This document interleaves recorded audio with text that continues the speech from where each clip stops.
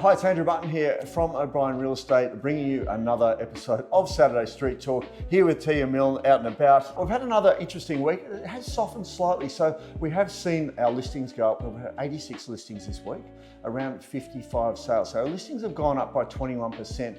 I'm thinking that's probably a pre-spring thing. We had a very strong clearance rate with auctions last week, 100% clearance rate, but we are experiencing low volume in the auction space at the moment. $40 million in sales, in gross sales in homes as well. Tia, it's great to have you here today. What are you seeing out there at the moment, and how's your patch going? Yeah, well, our area is Frankston. It's very dominated by first home buyers and investors. We're not really seeing too much of an adjustment. Yep. I think the low supply of properties has really helped maintain those prices. Yep. And I think because it is a very entry-level area, it's always going to be in high demand. We also have fantastic amenities in the area, and that's really helping attract the buyers. Yeah, definitely. And if you look back, 6 months ago, Frankston was almost the flavour of Australia. Oh, yeah, and absolutely. what are you seeing in that advocate space at the moment? Just the way things have changed a bit. Yeah, absolutely. Still, the good buyer advocates are certainly still present, and they're Yep. representing local and interstate investors. Certainly before the 10th of August, we had an uptake in demand from interstate investors and investors buying in self-managed super funds in Yep. particular. But now we certainly have a lot of owner-occupiers, first-home buyers still looking in the area. Yeah, excellent.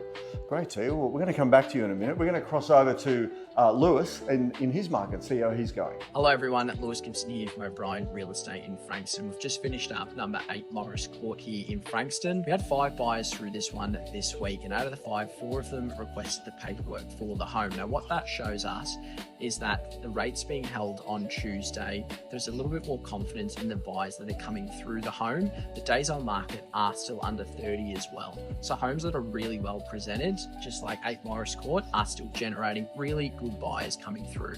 Thanks again, Lewis. We're going to cross over to Oliver and see how he's going in his market. Oliver Milcott from O'Brien Real Estate in Frankston. I'm just here at 4 Bailey Court in Frankston. So just had our first open home, had 14 groups through the inspection today, 4 contract requests, which is a really good sign to see. I think the general census that I'm getting from buyers at the moment, given that there has been an interest rate hold, they're wanting to capitalise on that, make use of the current pre-approval and secure something at the moment too. So a really good feeling out and about in the market at the moment, especially with the sun being out, moving a little bit more into springtime.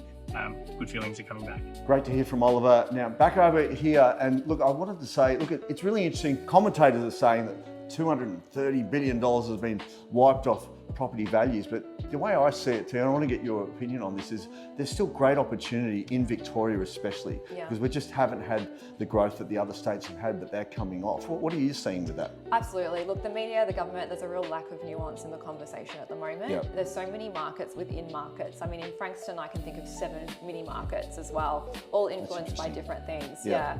So I think the idea is that if there's opportunity to buy, the buyers are going to recognise that and they act accordingly. We don't have any vendors that are disappointed with their results at the moment. Everything's selling within 2 to 3 weeks. Really, the only difference is that a few months ago it was selling within 1 to 2 weeks. Not much of a difference there. Not much of a difference. And finally, what do you think spring was? Are we going to see that bump in spring, or is it just going to stay kind of relatively consistent? Look, I think there's going to be a bit more stock in spring. You know, there's a few more homes for sale, but then I expect that the better weather will also bring more buyers out. So it's probably going to stabilise, and there's great opportunities in every market, whether you're a seller or a buyer. Fantastic. Tia, thanks for joining us on Saturday Street Talk, and we'll see you next week.